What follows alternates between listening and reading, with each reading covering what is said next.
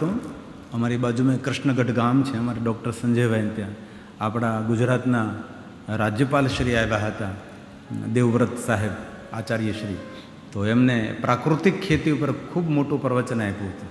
Organic ખેતી નહીં, પ્રાકૃતિક, જે તેની રીતે થાય, કોઈ તેની માવજત કરવામાં ના આવે ને એની રીતે થાય. એ દેવવ્રત સાહેબે બહુ સુંદર સૌને ખેડૂતોને માર્ગદર્શન આપ્યું હતું. અને આ ડૉક્ટર સંજય અમારા ખાસ મિત્ર છે, અમદાવાદ રહે છે, તેનું ગામ કૃષ્ણગઢ છે અને બહુ ક્રાંતિકારી વિચારવાળો માણસ અને બહુ અતિ ભણેલા માણસ છે. ક્લાસ 1 ઓફિસર, નોકરી મળી ગઈ હતી પણ નોકરી છોડી દીધી અને ખૂબ સારો બિઝનેસ કરે છે. એ ગામના વિકાસ માટે આ ડૉક્ટર સંજયભાઈ પટેલે 25 કરોડ રૂપિયાનું યોગદાન આપ્યું.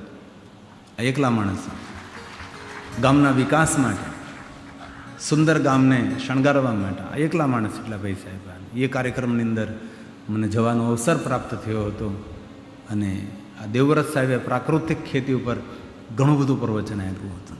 જે આપણે દવાઓ, ઇન્જેક્શનો આપણે દઈએ છીએ, રીંગણું સાંજે અવળું હોય, ઇન્જેક્શન મારે સવારે અવળું રીંગણું થઈ જાય, કેટલા મોટા મોટા રીંગણા, આ બધું આપણે નુકસાન કરે છે. તેથી ઓર્ગેનિક ખેતી, પ્રાકૃતિક ખેતી ઉપર આપણે ભાર આપીએ. થોડું ઓછું થાય શાકભાજી, પણ સૌ માટે લાભકારક હોય, દરેક માટે શાકભાજી ઔષધિ બને, એવા પ્રયાસો આપણે સૌ કરશું તો. બાકી તો ધીરે ધીરે ધીરે પ્રજા નષ્ટ થઈ જશે, ધીમે ધીમે આયુષ્ય ઓછી થઈ જશે, માણસોની સંખ્યા ઓછી થવા લાગશે.